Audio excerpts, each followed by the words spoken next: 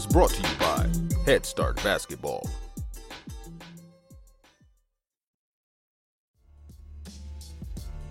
Hey Hoopheads, wanted to take a minute to shout out our partners and friends at Dr. Dish Basketball.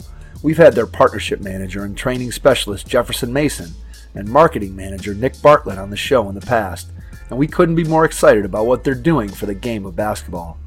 Their Dr. Dish shooting machines are undoubtedly the most advanced and user-friendly machines on the market, and truly accelerate skill development faster than ever. Beyond efficient reps, Dr. Dish provides training expertise and versatility designed to develop complete players. The new Dr. Dish CT machine has further revolutionized basketball training with over 150 plus on-demand individual and team workouts from some of the best coaches and trainers in the game. These workouts include video instruction and combine game-like shooting drills with ball handling, conditioning, and agility drills. Along with workouts, the Dr. Dish training management system also provides stat tracking and analytics to track progress and ensure accountability. These are just a few reasons why top programs like Duke, North Carolina, Louisville, Florida, Baylor, and countless others are upgrading to Dr. Dish. Learn more at drdishbasketball.com. Follow their incredible content at Dr. Dish B-Ball on Twitter, Instagram, Facebook, and YouTube. And make sure you mention the Hoopheads podcast to get $300 off your next Dr. Dish purchase. That's a great deal, Hoopheads. Get out and get your Dr. Dish shooting machine today. What happens is it's become a big business. And I think that adds to the pressure on kids who finally say, I don't want to do this anymore. It's no fun. We are joined on this episode by Ted Shaker and Garland Allen from InCourage. Ted Shaker is a 13-time Emmy and 2-time Peabody Award-winning producer who has created networks, programs, and developed talent for broadcast, cable, and digital outlets for more than 3 decades. As executive producer of CBS Sports, Ted was the creative leader behind 7 Super Bowls, 10 NBA Finals, 9 NCAA Tournaments, 12 Masters Golf Championships, 3 Major League Baseball World Series, 8 U.S. Open Tennis Championships, and 11 Daytona 500s. Ted co-created the country's first 24-hour sports news network, CNN-SI, and in conjunction with Time Warner Cable's groundbreaking Orlando project, he led the design of the industry's first video-on-demand sports beta test in partnership with the NFL. Ted was the executive producer of the ESPN 30 for 30 documentary, Mike and the Mad Dog, about the radio program that helped create a new genre of radio, sports talk. The film held its world premiere at the 2017 TriBeCa Film Festival. Also joining us is Garland Allen, a retired teacher, athletic director, coach of basketball, football, and track and field, who served more than 35 years in public education. During his tenure as a high school coach, he coached several high school All-Americans, with one going on to become an NCAA Division I national champion, and another who became a Super Bowl MVP and NFL Hall of Fame inductee. Garland spent more than 20 years as the director of athletics in Greenwich, Connecticut, and Ridgewood, New Jersey, 2 highly recognized athletic programs. He also spent 8 years as the director of wellness for the Ridgewood, New Jersey public schools. Presently, Garland serves on the advisory board for the NYU Sports and Society program, where he is actively engaged in research and programming on issues related to youth sports. Garland is a Dr. Nettie S. Smith lecturer who continues to do presentations on contemporary issues in youth sports, including how to develop healthy young athletes and the appropriate role for parents to play in their children's sports experience. Make sure you subscribe to the Hoopheads podcast on iTunes or wherever you get your shows. And while you're there, please leave us a 5-star rating and review. Believe it or not, those ratings help your friends and colleagues find the Hoopheads podcast. If you really love what you're hearing, recommend the Hoopheads pod to someone and get them to join you as a part of Hoopheads Nation. Get ready to take some notes, whether you're a coach, a parent, or an athlete, as you listen to this episode with Ted Shaker and Garland Allen from InCourage. Hello and welcome to the Hoopheads podcast. It's Mike Klinzing here with my co-host Jason Sunkel. And tonight we are pleased to welcome from InCourage, Ted Shaker and Garland Allen. Guys, welcome to the podcast. Thank you very much. Thank you. Absolutely. We are very excited to have you on to get a chance to talk about the things that both of you and your organization are trying to do to have a positive impact on the sports environment. And we're going to start with you, Ted. Just go ahead and share a little bit of your background, where you're coming at this from, just so people have an idea of your history and what your perception is here of why you wanted to get involved in this particular area. My background is in production, television production. I've spent my adult life as a TV producer, both sports and news. I began, at CBS. I began in the basement of the CBS Broadcast Center as a clerk and worked my way up to CBS News, and I worked there for 4 years on a kids' news show. And then I made my way over to CBS Sports, and I started there as an associate producer, and then over time became the executive producer of CBS Sports for 10 years. Because you guys are hoop heads, one of the assignments I had at CBS Sports was to be the executive producer of the NBA on CBS.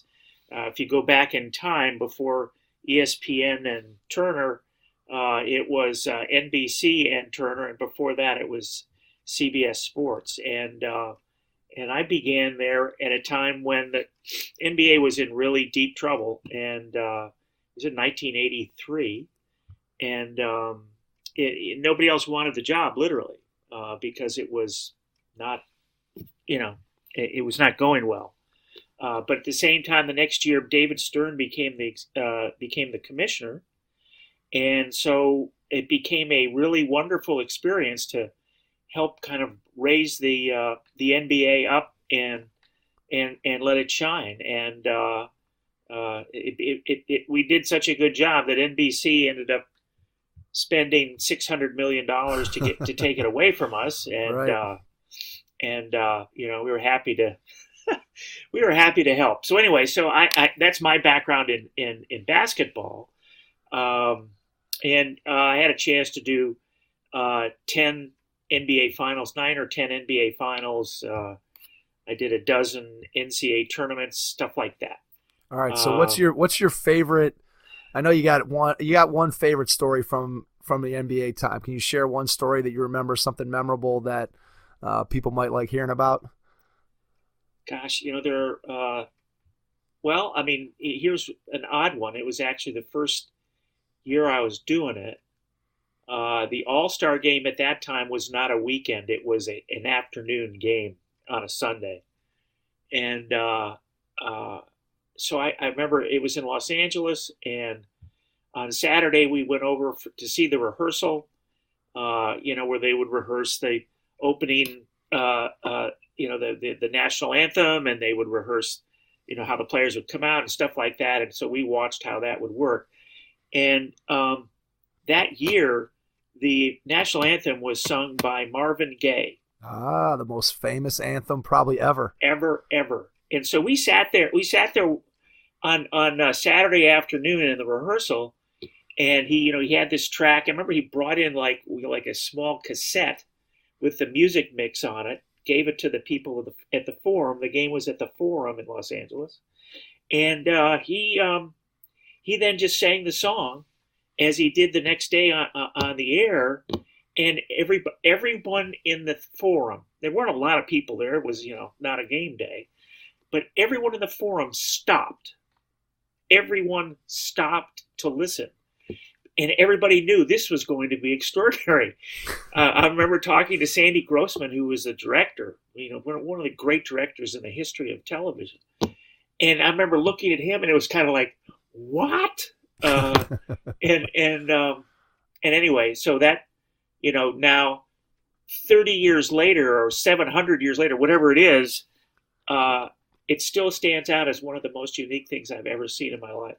It does. I mean, I think if you were to ask a sports fan, certainly someone who was around in that era, and say, okay, name some famous national anthems that were sung, I mean, that one's right there. I mean, it's arguably number one in terms of quality. Now, there's been some bad ones that people probably remember. Yeah. But in terms of being the best, San right? Diego, for example. Carl Lewis, those are the two. Roseanne Barr and Carl Lewis are the two that would stand out for me. Jason's a little younger than all of us, so he's looking at me like I'm crazy. He has no idea what I'm talking about.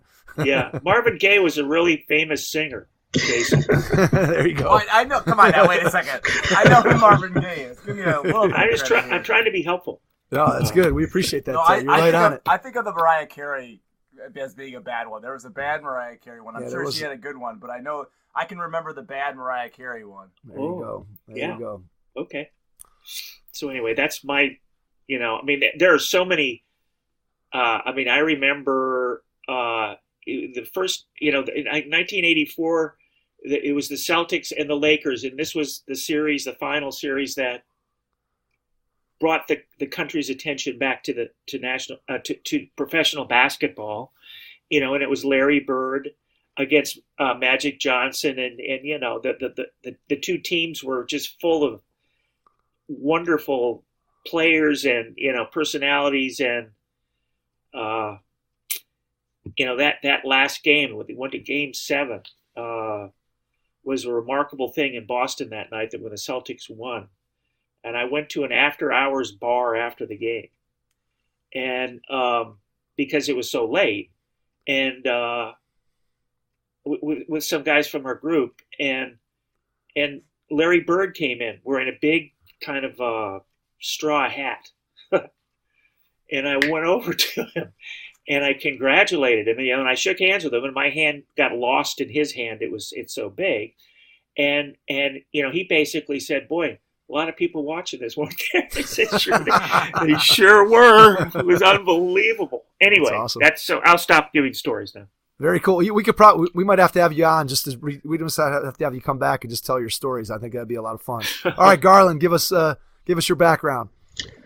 Okay, I'm an old basketball guy, actually. I spent more than 3 decades being involved in high school sports.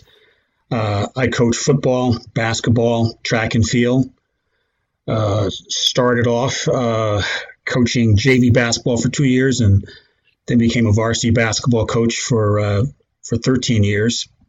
Coached football for half dozen years or so. Coached track and field for half dozen years or so, and then I eventually became an athletic director, and I was an athletic director for over 20 years. I was in Connecticut for just under 20 years, and then I took a job in New Jersey. I was a AD there for 4 years, and then they asked me to be the director of wellness for the school district. So then I had oversight for all the health-related programs, and I somehow still ended up getting involved in athletics. I was involved in the hiring, and they had a turnover with a couple of ADs, so I had to get involved in the hiring process. But I spent my entire life in public education, and I thought that I had retired after many years, and I was at a wedding. At the reception, Ted Shaker was sitting at the table that I was sitting at. We didn't know each other at the time. That's funny. And we struck up a conversation, and he asked me what I did, and I told him what my background was. And he was involved with the program at NYU, and it was a program at NYU. And it was basically, and they were looking at different ways that sports intersects with society and culture. And we got in a conversation, and he asked me if I'd be interested in maybe stopping by and seeing what they were doing. And, one thing led to another. And we've been together for about 6 years now, Ted, yeah. I guess. Yeah, exactly. So, and that whole process became the genesis for InCourage. Yeah. And it's, there's a story behind that. I won't go into that now, maybe if we have some more time, but it led to where we are right now. And it was the whole idea of trying to figure out a way to address some of the issues that we were seeing in sports. Many things that I had dealt with as a coach and as an athletic director that I was seeing that I think was creating an environment for kids that just simply wasn't healthy. And, I'm one person doing workshops, but now I had a much larger platform to share my concerns and my voice, and that's why we got involved in what we're doing right now. For sure. So I want to ask you one personal question, then jump back to the bigger picture. So growing up, did you always know that you wanted to be in coaching? In about 8th grade, I decided that I was actually swimming, believe it or not. I was swimming up through about sixth grade, and I just developed a love for basketball. And once I started to play it, I thought that, I just really liked the game. And I started to think at that point I'd like to be a physical education teacher. I can remember vividly that hitting me at that point. And it eventually led to me, that's what I majored in college. Then I switched over to a pre-med program, but I was certified in health and physical education when I graduated. By the way, I'm a Golden Flash, just like you are. So. Are you? Awesome. Congratulations, okay. Man. That's fantastic. Yeah. It's amazing. But yeah, eighth grade, I started to think that I like this thing, sports. I just like the whole atmosphere, the way it made me feel. And so I think the bug hit me then to coach in eighth grade. Awesome. I mean, I think it's so interesting because we've talked to on the show coaches at a bunch of different levels. And I think you either have people who they have that moment where it hits them that they know, hey, I want to be a coach because in this moment I remember something. Maybe it's a coach that had an impact on them. Maybe it was just a moment of realizing that they could have an impact on somebody. So you have those people. And then you also have people who coaching maybe doesn't hit them until after they're done with their playing career. And they're like, I just want to be involved in the game. And I really didn't know that coaching was going to end up being my passion. And so you have those two sort of separate tracks. And I always find it interesting.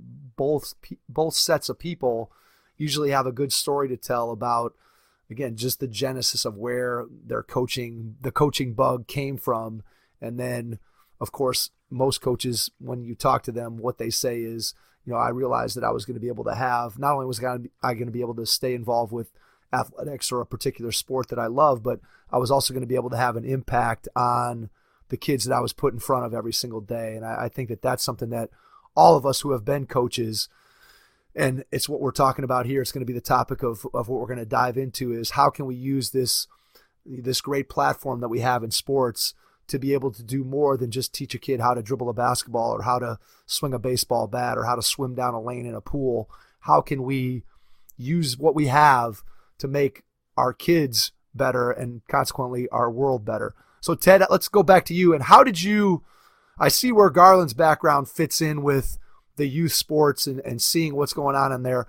How did you come to be involved and be so passionate about getting involved in youth sports and trying to make an impact? Where did you see the need? How did you come to the realization that you needed to get involved in this?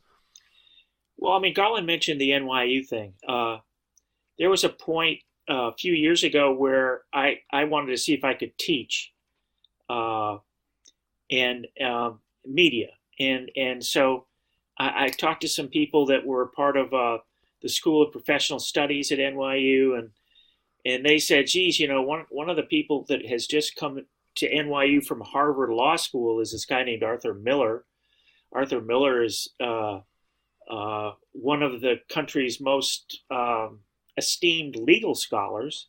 He had spent most of his career at Harvard, but he was talked to come down to NYU by the president of NYU, John Sexton, at the time.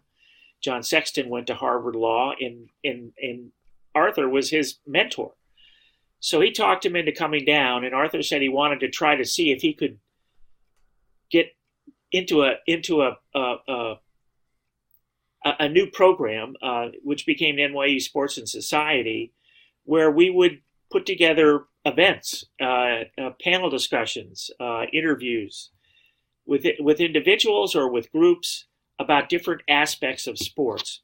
And in the fall of 2013, in November of 2013, there was a major incident in the Miami Dolphins locker room when Richie Incognito and Jonathan Martin got into a major bullying and hazing harassment thing. If you guys remember that issue. Remember that well, yes, absolutely. It was unbelievable, and it became a huge issue.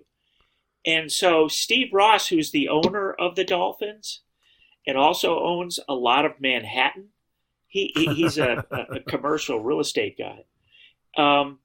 He said, this sort of stuff doesn't start on the in a pro locker room. This starts much younger.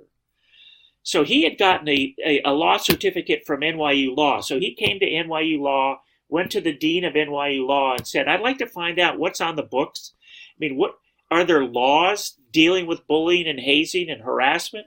And so the dean said, there's a group over here called the NYU Sports and Society. Why don't you talk with them? So we began a relationship with him and began doing this deep dive into what was going on in the country as far as bullying and hazing goes in schools. And we learned there were 40 states in the country that had laws on the books, but they were mostly kind of CYA stuff. They passed it and they put it in a drawer somewhere and didn't pay much attention to trying to right the wrongs that go on in locker rooms. So we began to see this as an opportunity for us to learn more, because there didn't appear to be, at that time, now we're in 2014, there didn't appear to be an awful lot of research into these kinds of issues, that how kids treat each other, how they deal with each other, how coaches and kids, how coaches treat kids, et cetera, et cetera. So we began doing this deep dive, and we held conferences where we had 150. In June of 2014, we brought in 150 school administrators, athletic directors, coaches from the tri-state area, and we did a day-long event at NYU where we brought in all kinds of people from people like Steve Ross and Fred Wilpon from ownership, to Harry Carson and Teresa Weatherspoon and Mark Messier and Joe Torre, et cetera, et cetera, et cetera. And we did these panel discussions in front of this group of 150. At lunch, we had them all go out to tables, and we did, every table was assigned a moderator who asked them all the same questions, and we learned all sorts of things about how bad the problems were. Then we did the same thing for kids. We had 150 kids in from a league here in Connecticut who had embraced us, the Fairfield County Interscholastic Athletic Conference, which runs the full gamut socioeconomically from Bridgeport, Connecticut to Greenwich, Connecticut, and everything in between. And we had 150 kids in, and we did the same sort of routine with a full day-long event, breakout sessions at lunchtime, asking them all the same questions. One of the things we learned, these are kids identified, girls and boys, as student athletic leaders.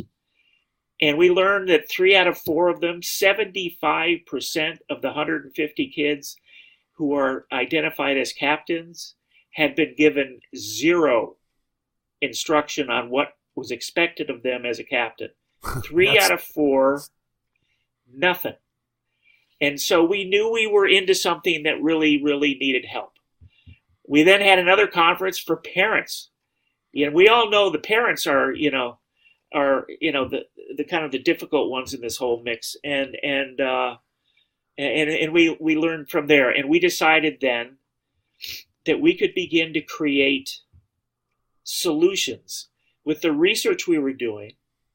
The FCAT conference, largely because of the trust they had in Garland, because he had been an athletic director for years in Southern Connecticut, they allowed us to embed in their practices, in the locker rooms, in team meetings, in the stands at games, also in the cafeteria at lunchtime, where Garland says everybody really shows who they really are, and so we take this information, and we decided to identify specific issues. And what seems to be happening today, anyway, this is now my soapbox, but where it's become very fashionable to point to the problems in youth sports, and kind of woe is me it, and everybody's pointing them out, and there are plenty of problems. But we decided what we would try to do to make our work more impactful was to identify problems and then offer solutions. Identify problems and offer solutions. And we did that with video because we think that video is pretty much the way people communicate these days. And so we decided to do them in short 5-minute or less subjects.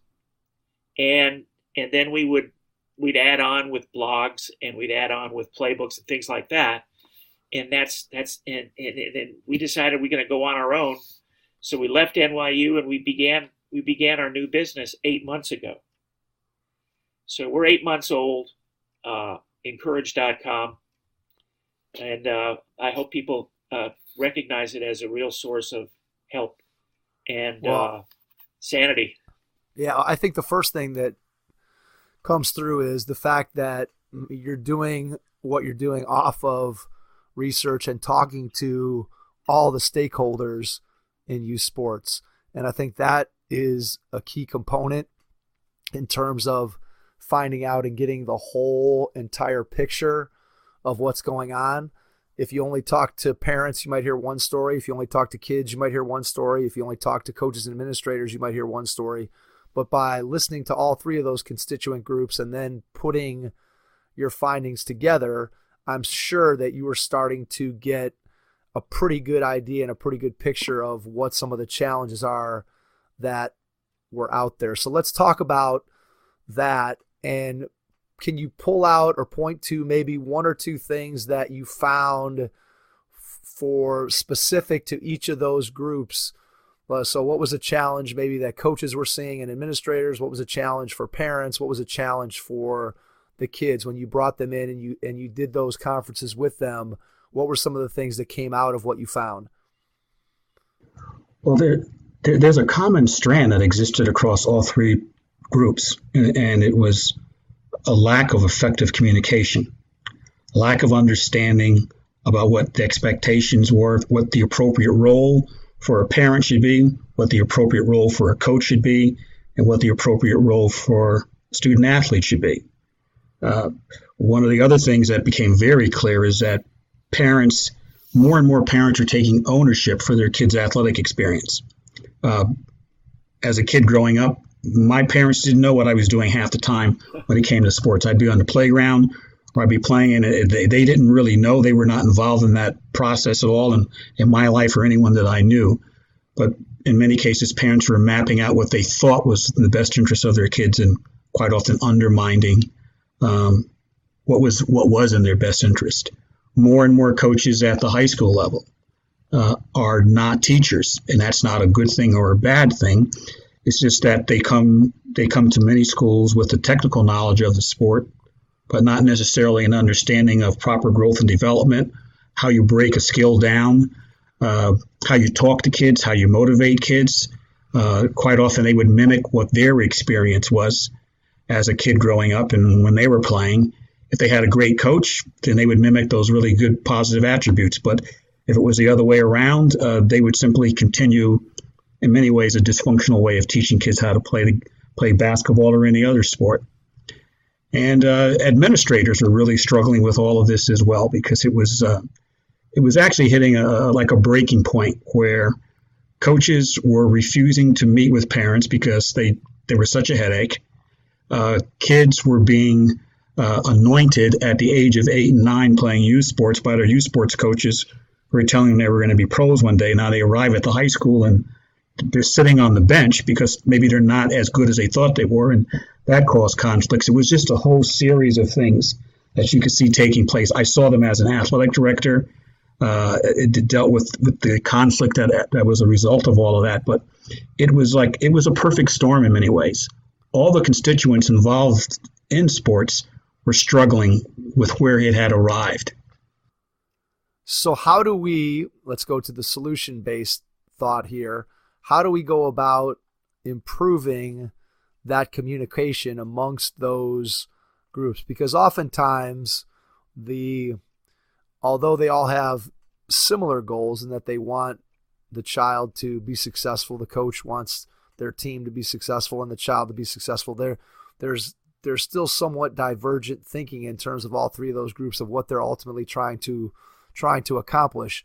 So how do we bridge that communication gap?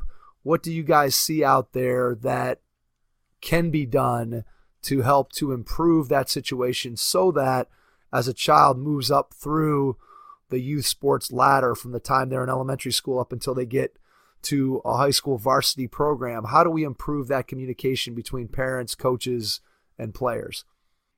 I would say that it starts with education, having an understanding, having a consensus on what you want a kid to get out of playing sports, prioritizing the most important things that an athlete on a good positive program, a good learning environment, what will they take away from that program?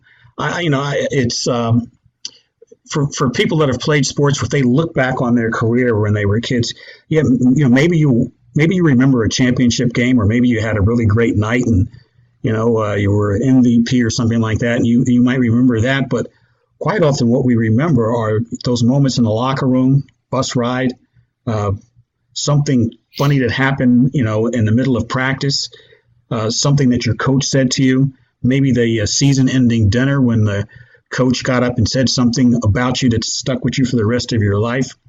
The things that we take from sports, in many ways, the things that we end up valuing in the long run, don't have a whole lot to do with winning and losing and what our record was. And if you ask most parents of young kids why they put their kids in sports, they'll say they put them in for health reasons. They want them to learn how to manage difficulty, how to win gracefully, how to persevere when things aren't going that well, to learn to get along with other people, to become a member of a team. They give a list of all of these ideals that they would like their child to take away from their sports experience. But once the scoreboard lights up and we start keeping score, those things get pushed aside. And I just think it's important for everybody. The starting point is just to remind ourselves, why do we really want kids to play sports? What do we want them to take from that experience after it's all over with? Because at some point it will be over with. And what will you have learned besides the wins and the losses? I think that's the starting point, is to figure out what do we want them to get out of the experience. Yeah, that's a great point. I know that I've said this before on the show, but one of the things that I'll sometimes have discussions with parents about is, you start talking about these character and life lessons and all the things that sports can do and teach, and what you just talked about there, Garland. And so often you still see parents who they'll see a program that advertises themselves as, the 4-time national champions, or we've won this many tournaments, or we've done this. And people have no idea about the quality of the program, the quality of the coaching, what's happening and what they're trying to get out of it. And parents oftentimes just end up they just chase winning. And I always tell people, look, even if your child is the 0.01% that ends up having a professional career and ends up getting paid to play sports, most of the time that professional sports career is going to be very short. But let's say that somebody's lucky enough to play 15 years in a professional league. So they're 35 years old, 36 years old when they're done. They still have more than half their life to live.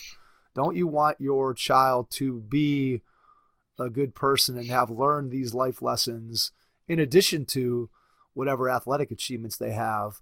Don't you want them to come out on the other side and also, while they're participating in athletics, be the best person that they can possibly be? And I think that a lot of times you hear conversations where people think that winning and positive coaching and teaching life lessons are mutually exclusive, that you can't focus on one and really give the other one enough time in order to be able to have it happen. I think that's where I think people miss out. I think you can definitely do both. You can teach character, you can teach life lessons, you can make sure that kids are learning how to be great teammates. And when you do those things, it can also have a positive impact on the results in the scoreboard, which, if you take the focus off the scoreboard and instead put it on what are we getting out of sports, what's the mission, what are we trying to accomplish, I think that not only are you going to get better results with those things, but you're also oftentimes going to get better results on the scoreboard. Kind of counterintuitive to what a lot of parents and maybe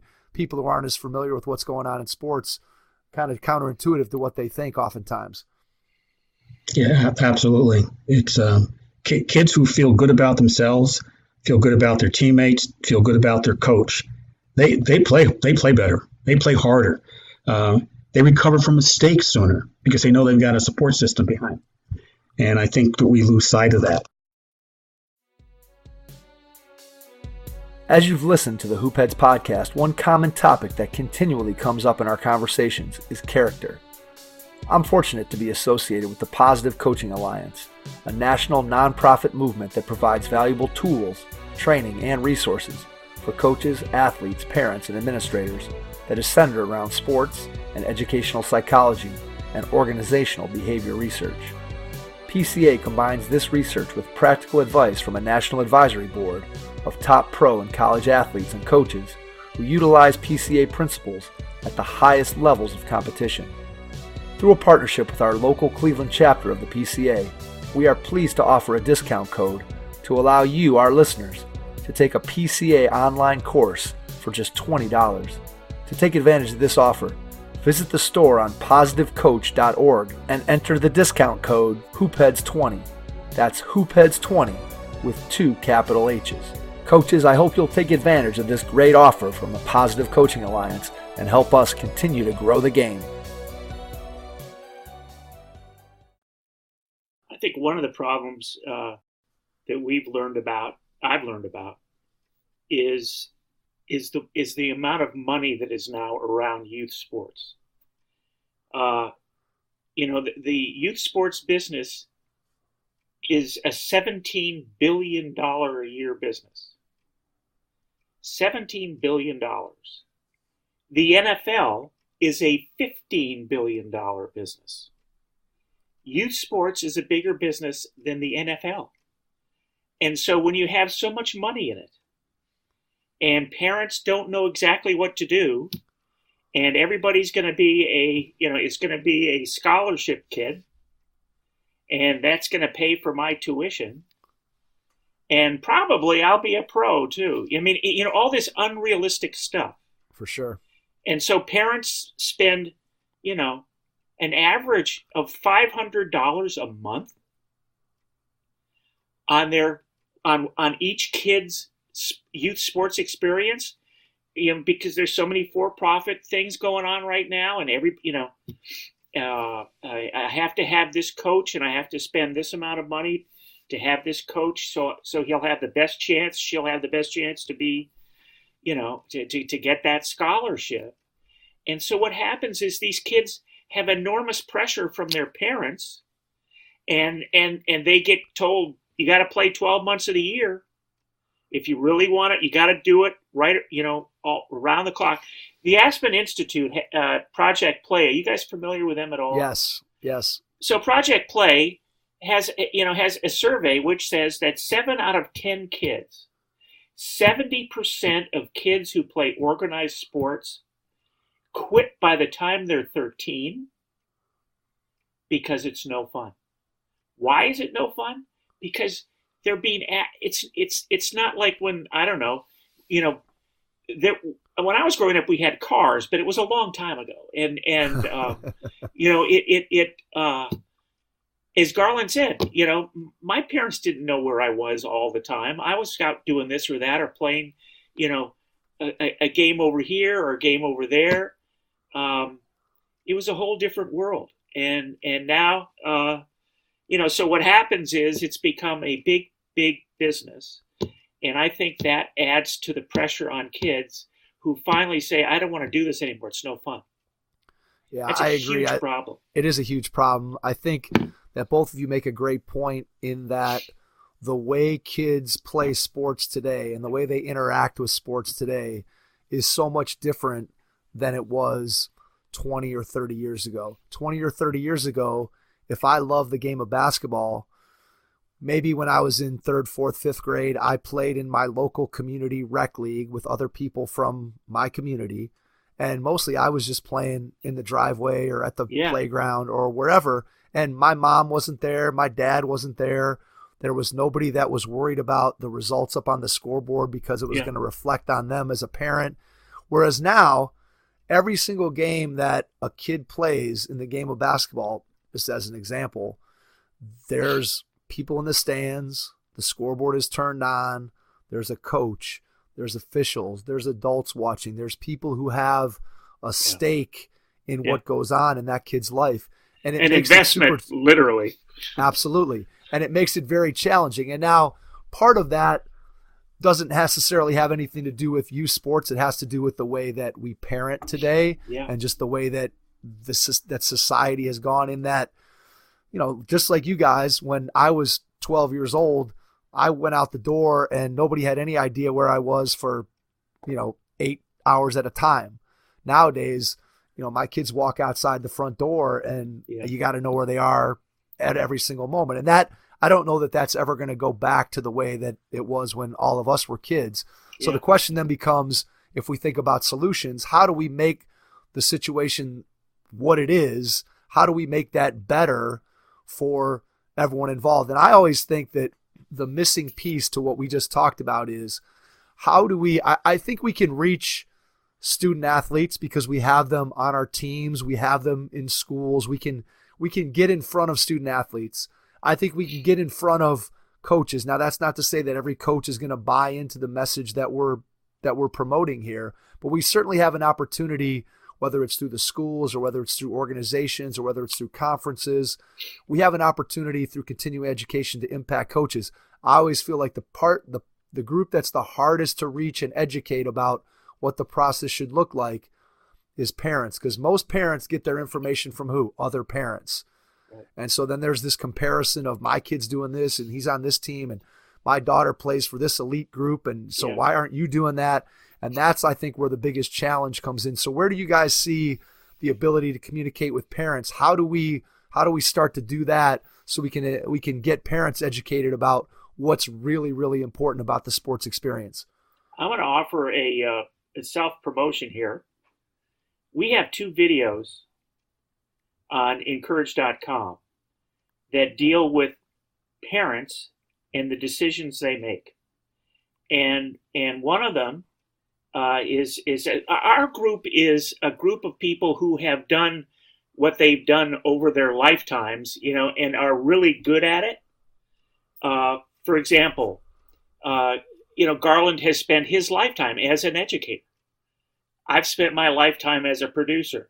I'm going to recommend a video that was done by Dr. Marianne Engel, who is a child psychologist, but she was a sports psychologist before those 2 words were ever put together. Our group is made up of these people who have spent their life doing these different aspects that kind of surround youth sports in certain ways. And together, it's like pieces of a pie. We have a pretty extraordinary group.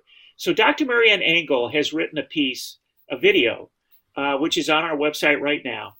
And it's, and it's basically called The Success Mindset for Parents of Kids 6 to 12 years old. And she goes through this in 4 minutes and 47 seconds, I think it is.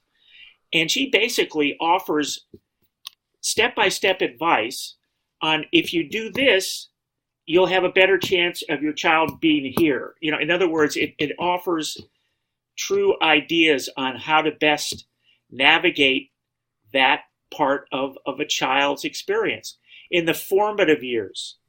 Because once you get to high school, it's pretty much you are whoever you are. Right. And so Garland has done a video, which is like a GPS. It's like Waze, and every once in a while the parent comes up to us, it's a fork in the road. If you go this way, this is going to happen. If you go that way, this is likely to happen. And so both of these videos, which are on InCourage.com, I'm good at promoting. You're good at promoting. That's what we're here for. Yeah, man. I've spent my life doing this. Anyway, so a car you want to sell to us? That's right. Actually, we do. Would you like a Honda Accord? Anyway, I would love a Honda Accord. Yeah. So anyway,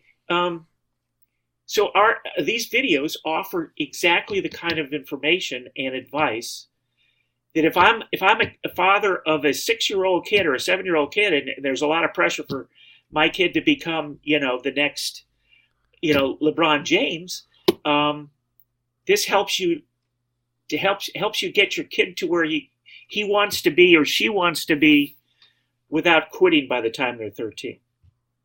All right, so give us a quick snippet of something from the video, some Garland. piece of advice. Give us a quick quote from the video that can help us and help parents who might be listening to understand what they're going to get from the video when they jump on InCourage.com and watch the videos. Well, for the ultimate journey, like the roadmap, there's a segment in it. It's the last part of the video, and it basically spells out myth versus reality. You know, there was a study done by the Robert Woods Foundation, and 26%. Yeah, I think it's 26% of parents believe that their student athlete in high school could make the pros. 26%. So right away, whoever's coaching those kids is going to disappoint just about all 26 families. So we talk about the myths and the realities that are involved in the sports experience. And it's one of the biggest things that coaches at the high school level wrestle with is the transition from the youth sports culture to the high school.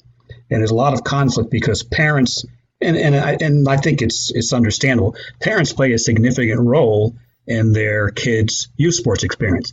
I mean, they may be buying the uniforms, they may be scheduling the officials. I mean, they're actively involved. And then when they arrive at the high school, they want to continue doing that, and the high school coach is saying, no, it's all taken care of, and it leads to a lot of unnecessary conflict.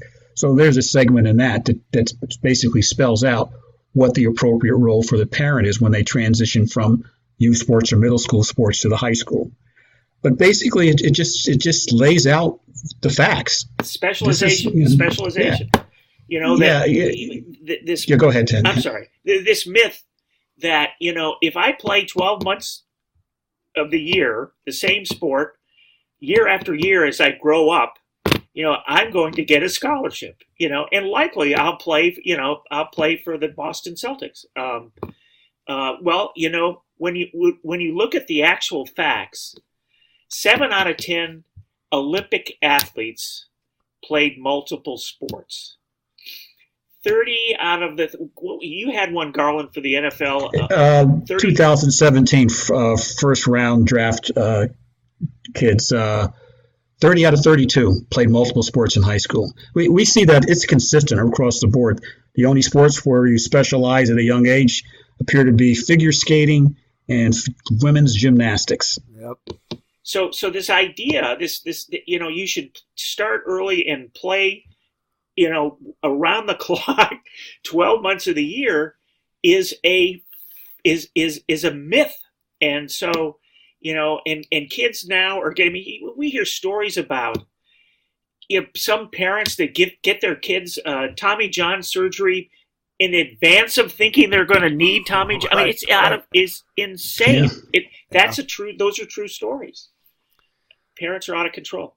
Yeah, it's amazing. I think that, you know, when you look at those statistics, and I think about it from a basketball perspective, and there's two stories that come to mind based on what you guys just said. And one of them is we had Don Showalter from USA Basketball as a guest early on the podcast, and Don's been a great friend to us and really helped. But one of the stories that he told us is that when they get these, you know, the top 25 or 30 or 50 high school players that come to USA Basketball training camps, and a lot of times it's the first time that those kids have heard the truth about their game, because they've always played for somebody whose business interests are to tell that kid how great they are. Right. And on a smaller scale, it goes back to Garland, what you said about, you know, when a parent and a child gets from the youth sports machine into the high school, and all of a sudden the high school coach is saying, well, you know, you're my 10th man on a 12-man roster, whereas the player's youth coach or AAU coach has been telling them, well, you're a Division I college player, you're gonna get a scholarship. And, you know, a lot of times all they hear is what they want to hear, and it's in the interest of an AAU coach or a program director to do that, to keep the child in the program, to keep the money flowing. And now all of a sudden the high school coach, who doesn't have any financial, you know, there's nothing financial at stake for the high school coach. The high school coach is just trying to put together a winning team. And so all of a sudden, what was a relationship based on this financial transaction is now just, well, how good are you? And that's the first time a lot of people have heard that truth. So that's one thing that came to mind as you were talking about it. And then the other thing is the unrealistic expectations that parents have. Yeah. And we've had this conversation with several Division III college basketball coaches, in that a lot of times they'll be recruiting kids, and of course, kids are kind of looking down their nose at Division III because everybody thinks they're a Division I player, and the Division III coaches will ask them, well, how many Division III basketball games have you seen? And a lot of times it's 0. And I think if we could take high school freshmen, sophomores, juniors, and their parents to go out and watch a Division III college basketball game and really sit down and talk them through that and just see how good you have to be even to play at that level where there's no scholarships, people would have a much greater understanding of how good you have to be. And I'm sure it translates to other sports as well, but just thinking at it from a basketball perspective, how good you have to be in order to be able to get a scholarship, let alone be able to play professionally at some point in your career. That's a really a great point to make. When I was coaching, I made it a point to take my team to see some college games, just so they could see what people look like physically. I mean, just that part is shocking, I think, to a lot of kids and their parents.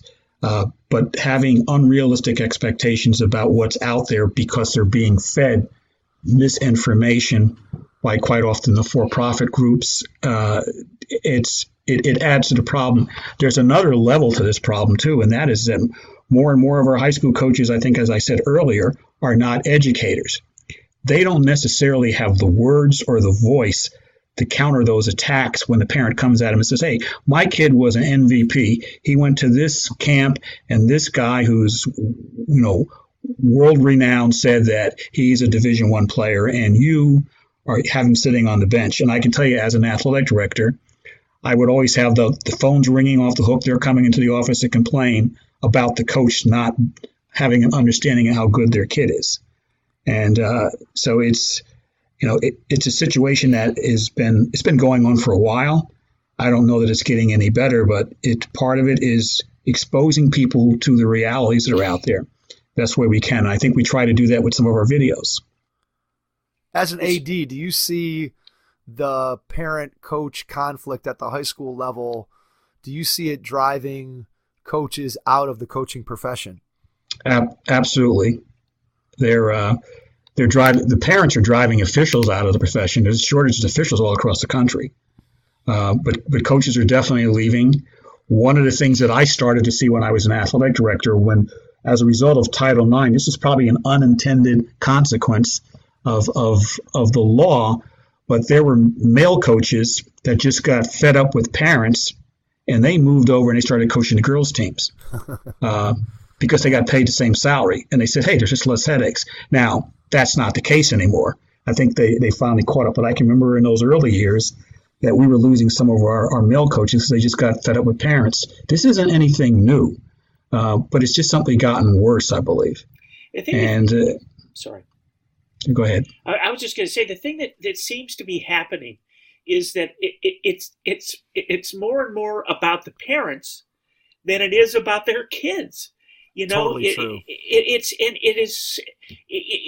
what we try to do with our stuff, with our videos, is to almost take a mirror and hold the mirror up in front of the parent and say, this is what you sound like, this is what you look like, and this is what's happening to your child. Because it's not out for what's best for the kid, and the more money they invest in it, the more, oh my God, I got to get a return. What's my return on investment? It just, we've got it upside down. What's interesting, at least in my experience, when I've done workshops and I've had a chance to actually speak to parents face to face, they get it. They know that things are not right. But I've often heard from they would say this, I don't know what to do. Right. I agree with you 100% on that, Garland. I hear that all the time. Yeah. There's a social component to it. If your kid is not involved in all these activities to the extent that the other kids are, your kid might be the only one left on that street or in that neighborhood because all the other kids are out. So there's social pressure for them to put their kids in these programs.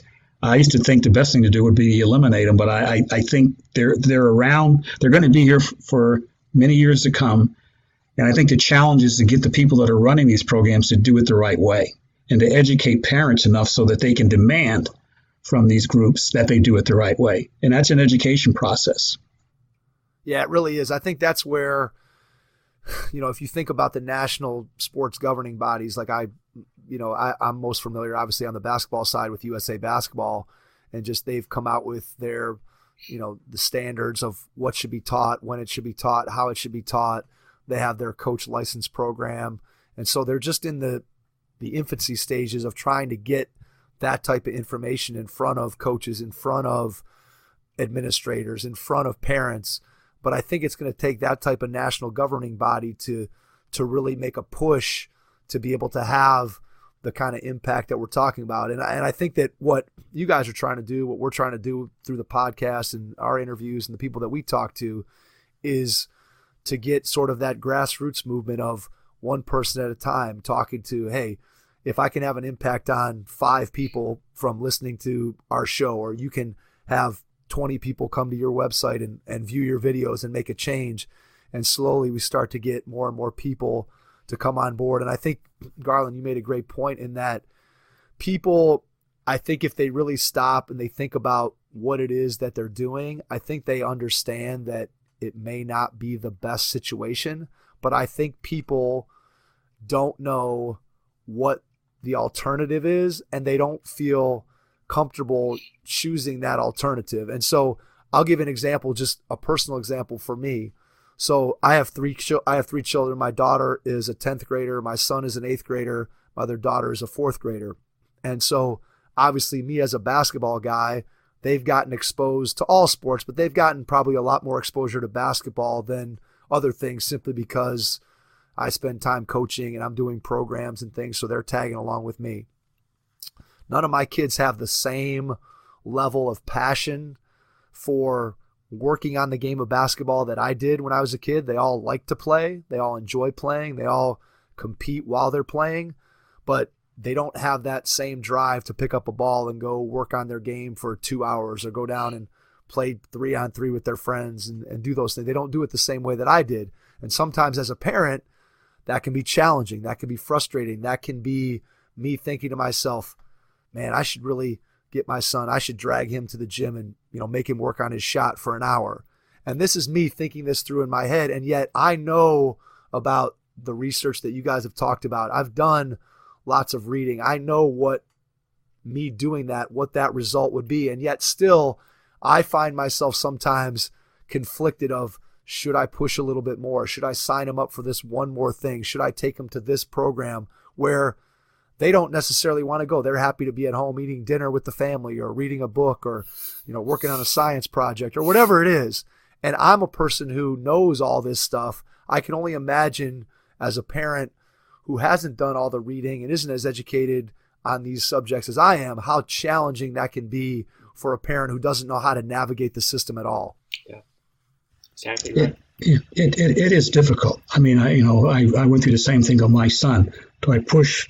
Do I not push?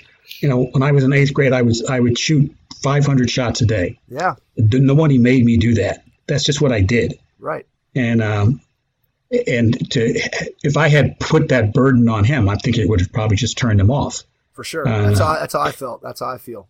So it is a challenge. Even if I'm in the profession, and I know that it's tough sitting in the stands watching your kid play a game, even if they're 8 years old. There's a different level of emotion, and I can appreciate that, what parents are going through. One of the things that Ted has always said that was really critical to our success and our ability to be effective is that we wanted to look at these challenges and these problems not from 30,000 feet, but on the ground. And that's why we spend so much time trying to gather information, to actually see what's going on, to listen to the voices of the people that are in that space and their challenges and their struggles, because we don't claim to have all the answers, but if we know what they're wrestling with, we can certainly find out what those answers are and give them some tools and some strategies to deal with them. And I think that, people like you, and there's other groups around that are doing that in a variety of ways. But this is a long haul. It's not going to be anything that's turned around overnight. For sure. The Head Start Basketball Holiday Camp for boys and girls in grades 1 through 6 will be held on December 26th and 27th. Join us for 2 fun days of basketball fundamentals, contests, and small-sided games. You can find more information or get registered at headstartbasketball.com.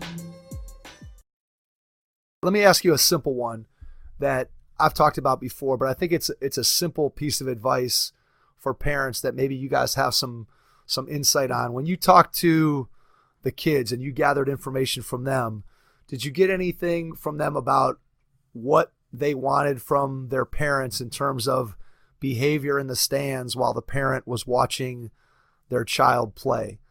I can just share what I've heard over the years. There are many kids that frankly wish their parents didn't come to the games.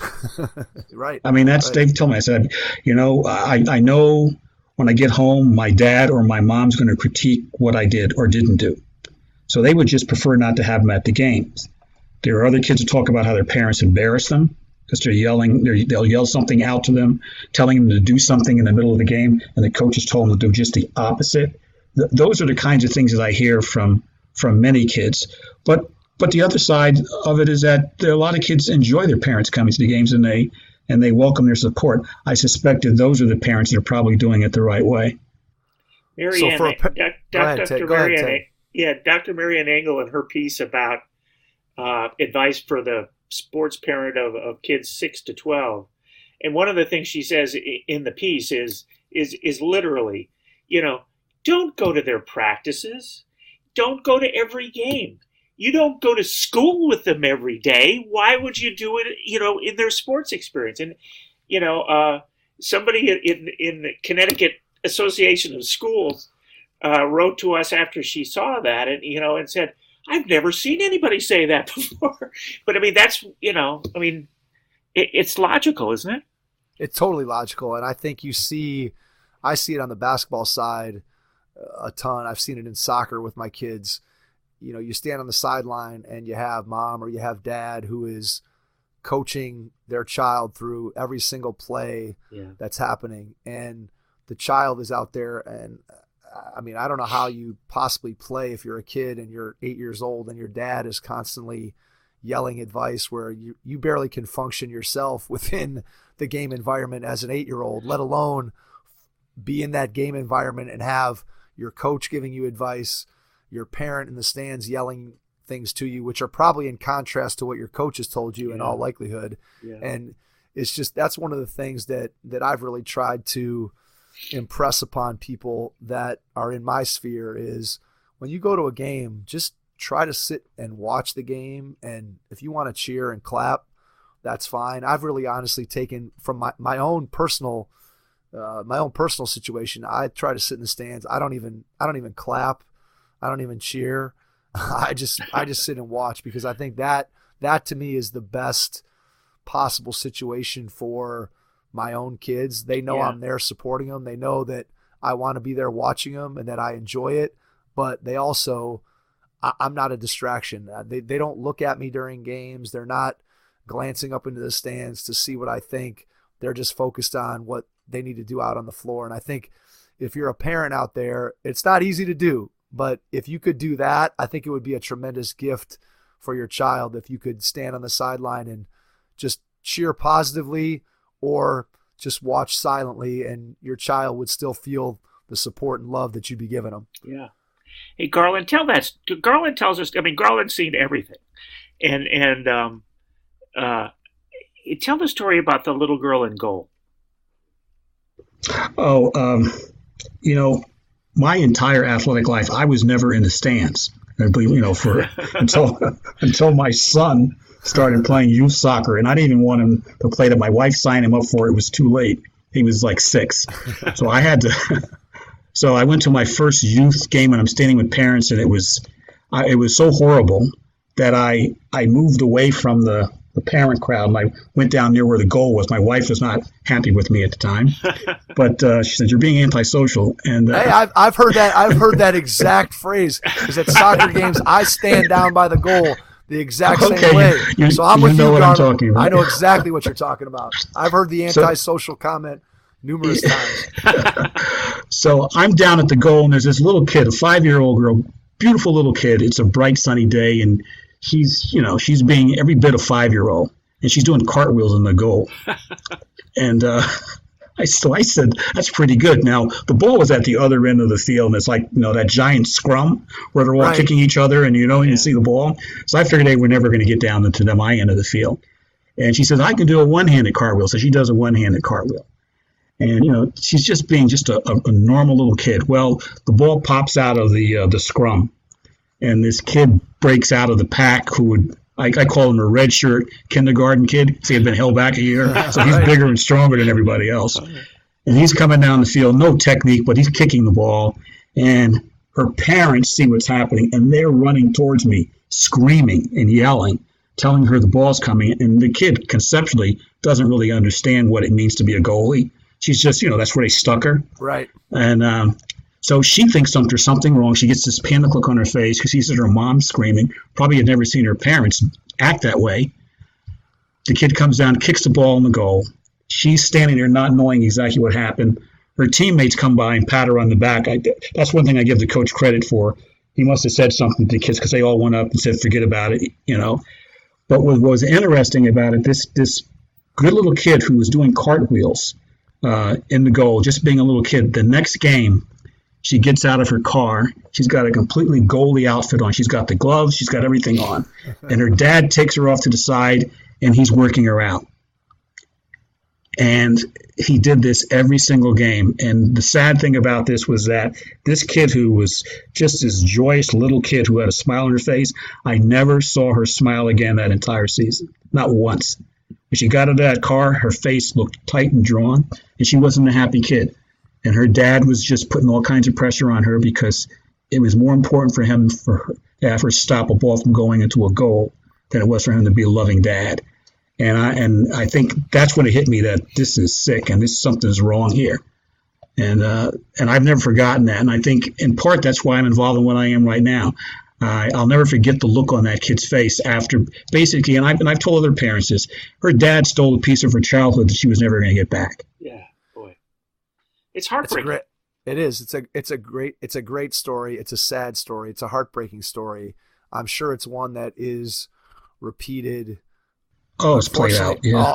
All over the place on every different type of field of play and activity. And I think when you hear that, what strikes me about that is that what was more important to that parent was the child's, quote, athletic success. Yes. Or their ability to function on a soccer field was more important than their child's happiness. Yeah. And don't get me wrong, sports have been a huge and important part in my life, and I definitely have encouraged my kids to participate in sports. I want them to be successful at sports, but ultimately I want them to be happy. And I'll share another personal story. My daughter, who's in 10th grade, when she was younger, she only wanted to play recreational basketball, practice once a week, play with her friends, kids in the community, never wanted to take it more seriously. When she was in 6th grade, she decided she wanted to try to play some travel basketball, so she went and played like one step up from rec basketball and had some success, played a couple years of middle school basketball, had some success, played last year as a 9th grader as part of a JV team because there was no freshman team, but didn't have the type of experience that she wanted for whatever reason. When it came time for some of the off-season things that would have prepared the team for this season, she came to me and she said, Dad, I don't want to play basketball. I wasn't happy last year playing. It wasn't fun for me. I didn't enjoy it. And so part of you as a parent, you go back to that investment piece, and not that I had invested a ton of money because most of the basketball that she did was with me, which cost nothing except for time, and we were spending that time together. But there was an investment of, hey, you've played for this many years. You only get one chance to play high school basketball. Part of me said, I want you, we had conversations about what the decision was going to be. But ultimately, she said, Dad, I'm going to be happier if I don't play. And I still like basketball, and I'd still like to play on our spring team with girls that I like and that are my friends.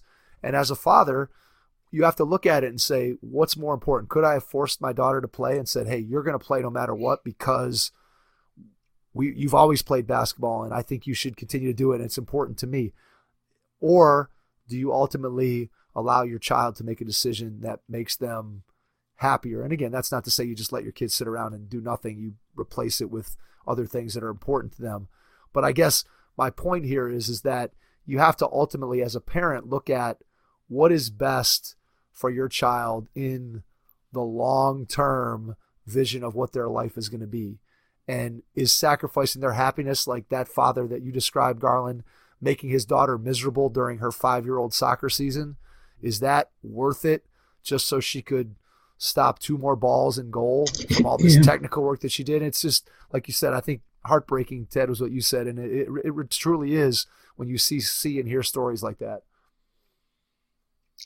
It becomes more about him than it is the little girl. For sure. And there's a lot of people that are living that vicarious dream, through their children. And I often wonder, I had the opportunity to play Division I college basketball, and as important as the game of basketball was to me when I was a kid, and it was very, very, very important to me all through the time I was growing up.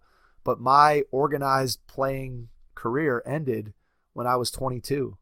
And at that point, all I had left was the things that I had learned from the game. And I'm not talking about the ability to shoot a layup or dribble the ball or do anything. I'm talking about the lessons that were imparted to me through hard work and being a good teammate and learning how to get along with others and being able to interact with different kinds of people. And those are things that continue to impact me today. And so I look back and I think about my own child and my own kids' experiences, and I just say, what do I want them to get out of it?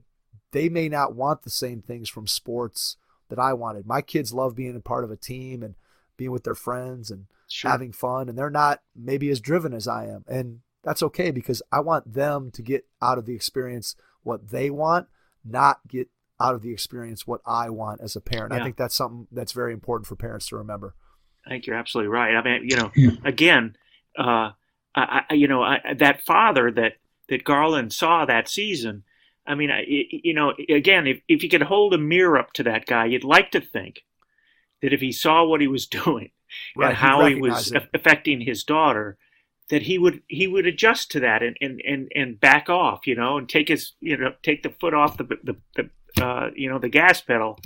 And I like to think that, what we try to do is offer that sort of, hey, you do this is what happens. You do that, that's what happens. And that we can hopefully make enough of an impact to make the culture of youth sports a little more positive. Is there any other issue that jumps out at either one of you that is a critical one that we're facing in youth sports? Is there something else that we haven't talked about so far that you think is really a hot button issue at this point, and something that where you think that you can make an impact and really affect change in the youth sports environment?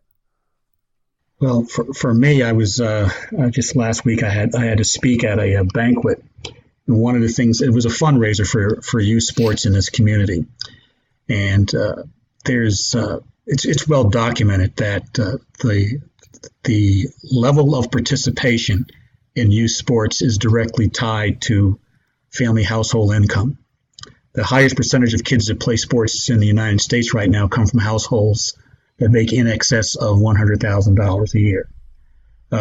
Kids who come from households that make $25,000 or less have the lowest percentage of participation in sports. So you talk about an unlevel playing field. I think that some of our very best athletes in this country are probably not playing certain sports because they don't have the money for the equipment, or more likely for the registration fees that they're being charged.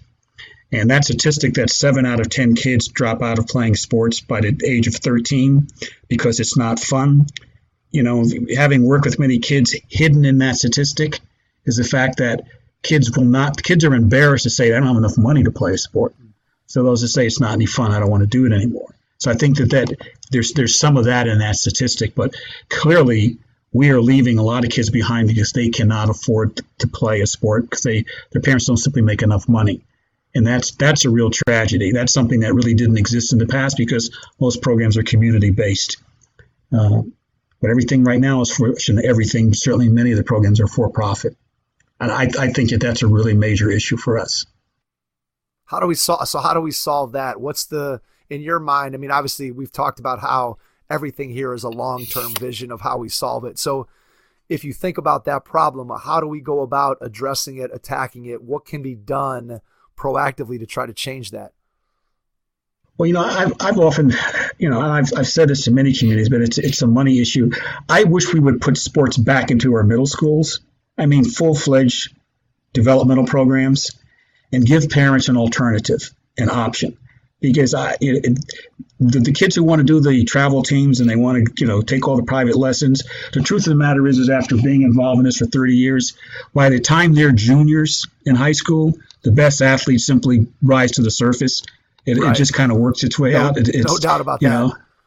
So I don't think there's anything lost with it. And I think that the kids who are in a healthy program that's tied to their school is a much better environment for many kids. Not all kids, but for many kids. And it at least give them the opportunity to play and to compete. And they don't have to worry about how big a check their dad brings home or their mom brings home every week. I think another thing that kind of goes along with that same issue is if you think back again to a time when the three of us were growing up, you have a situation where you had these community-based programs, so the local recreation department, and you didn't have every single organization demonstrating or saying that we are an elite program. Obviously, if every program is elite, no program is elite. And so you have this situation where, let's say I'm a kid who I like the game of basketball and I want to play with my friends and I want to play some games, but I don't want to practice 3 times a week for 2 hours. I'm not necessarily interested in becoming a great basketball player. I don't want to put the time in to do that, but I like playing. Those programs basically are non-existent. There's not a track for a kid who just likes playing. And as we talked about earlier, that kid today doesn't have the same opportunity to just go out in the neighborhood and find a couple of buddies and play.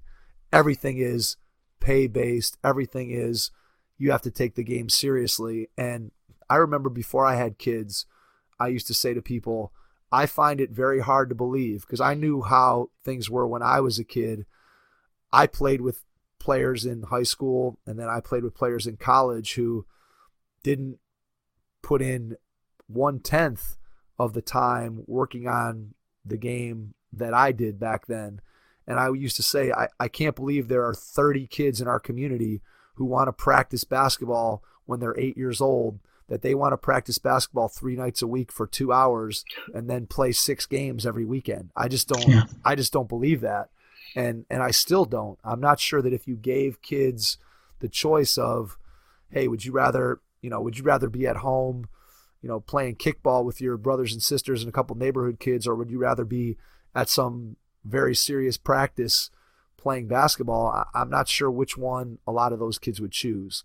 And that's I think a challenge that we face as well. Yeah, definitely. I think that kids just need to, when I was coaching high school, I used to pick, it was an optional thing, but everybody came on Sunday afternoons. I opened up the gym and I didn't coach, and I just let the kids play. And the reason I did is I wanted them to just become kids for a while, just to try the crazy things, not worry about getting down in their stance or anything like that, just to be kids and play the game. And I think that 7 and 8 year olds need that opportunity more than the 17 or 18 year olds. 7 or 8 year olds need it more than 17 or 18 year olds.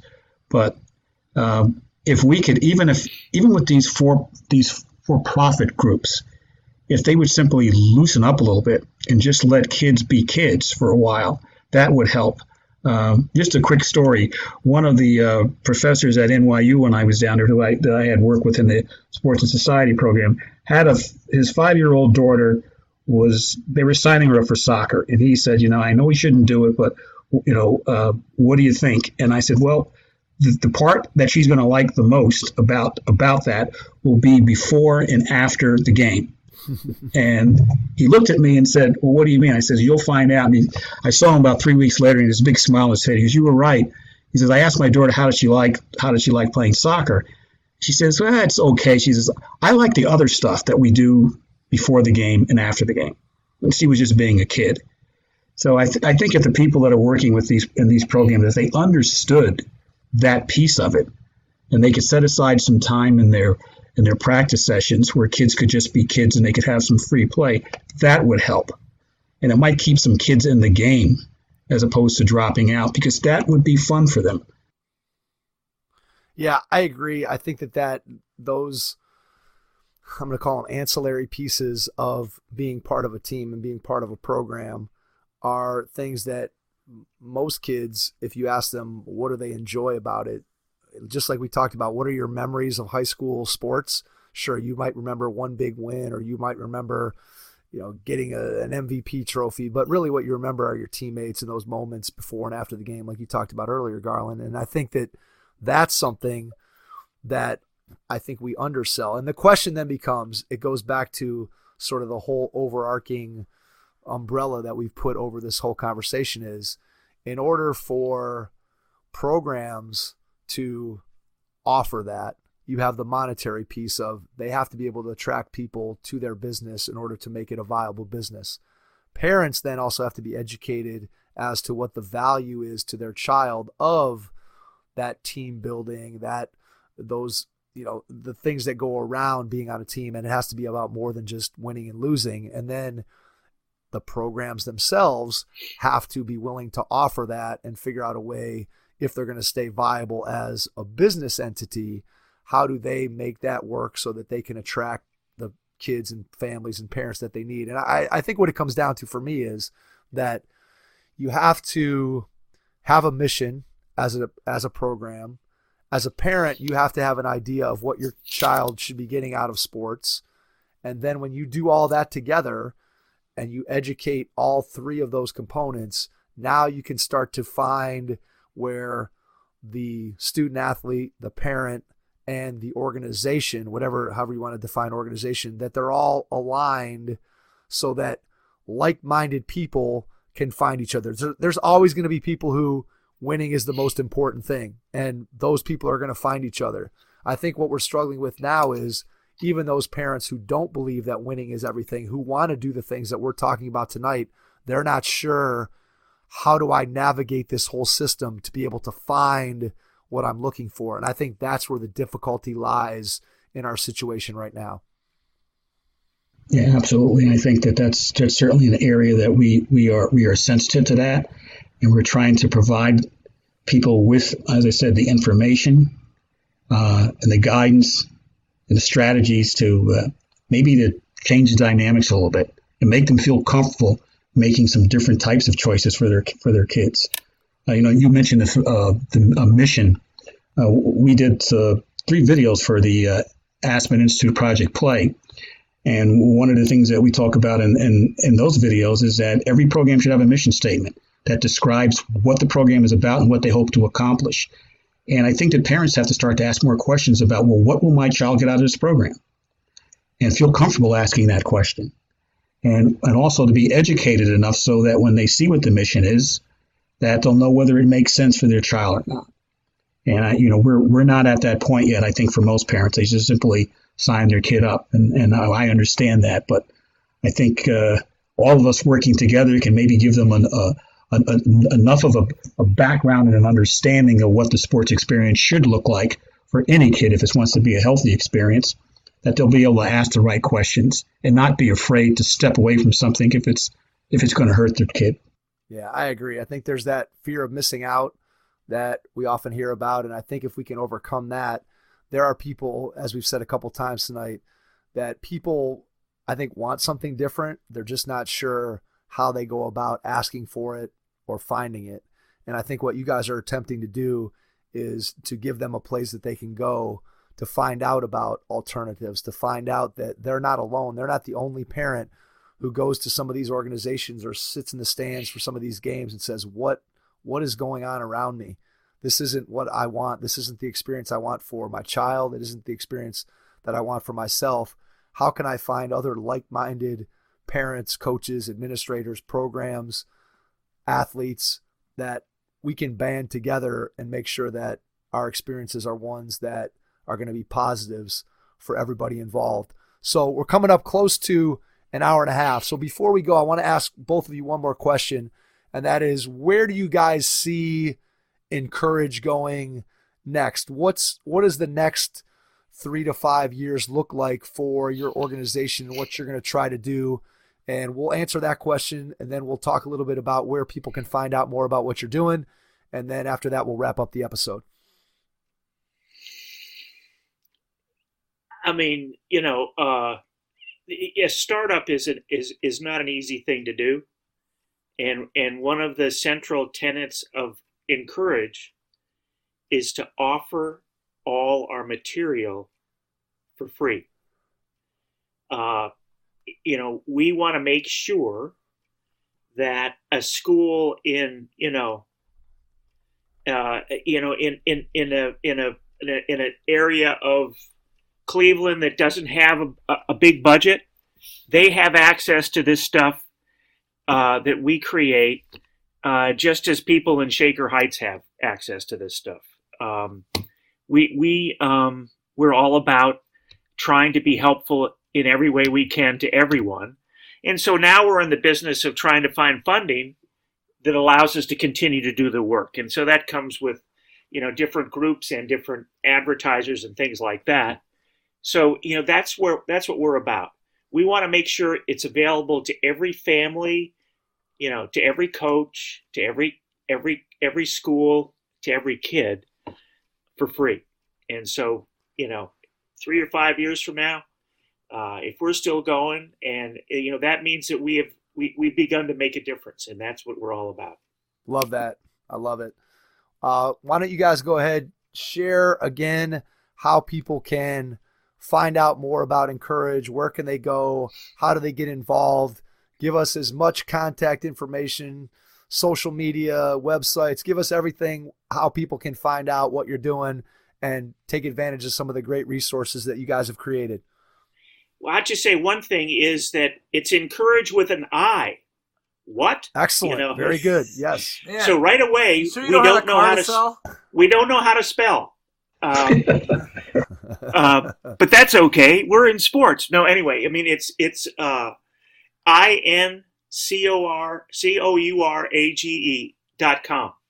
InCourage.com. And the website has got everything we've got. It's pretty easy to make your way around it. We create blogs twice a month. Sign up for the blog on the website. We create playbooks, which are really deep dive materials into, the relationship between coaches. We got. The internet's an amazing thing. We got this email about a month ago from Namibia. It was from a guy in Namibia in Africa who had started his own soccer academy. He was not a coach. He didn't know how to coach, but he said in this email that there are all these kids there who want to play. And so can you help us? Can you help me learn to coach better? Can you help me in offering ways that we can make this academy for our young kids learn how to play soccer? And how did he find us? I have no idea. But what I do know is within a week, they had downloaded some of our playbooks 30 times. And we were helping to make a difference that way. So, that's like a wonderful thing for us. We know that people in China also want to use our materials. We know people in South Africa do. one thing we've learned, Mike, is that these issues that, kind of now are around youth sports that we've been talking about for the last hour and a half.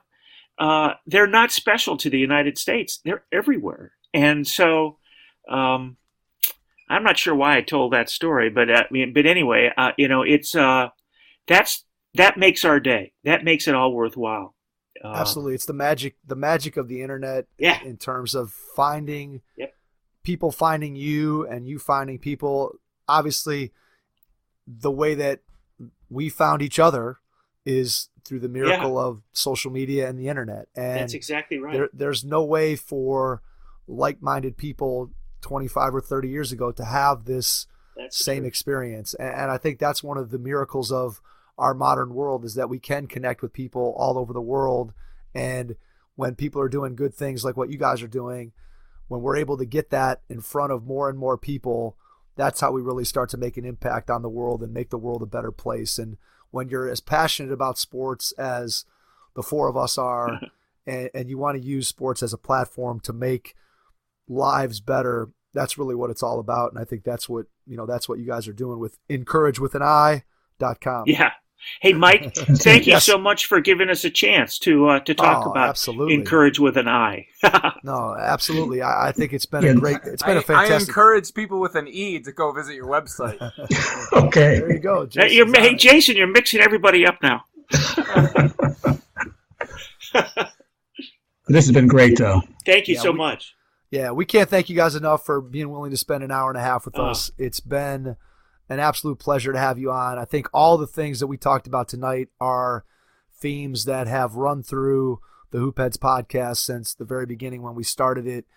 We love talking to people who have a passion for making the youth sports environment better for the people who are a part of it. And to me and to Jason, that's really what it's all about. So we can't thank you enough for being a part of it. We want to make sure that everyone out there goes and visits InCourage.com so that you can see some of the things that we talked about tonight. The videos are outstanding. You'll get a great perspective on what Ted and Garland were talking about tonight. Guys, we can't thank you enough for being a part of it. Thank you. To everyone out there, we will catch you on our next episode. Thanks. Thanks for listening to the Hoopheads podcast, presented by Head Start Basketball.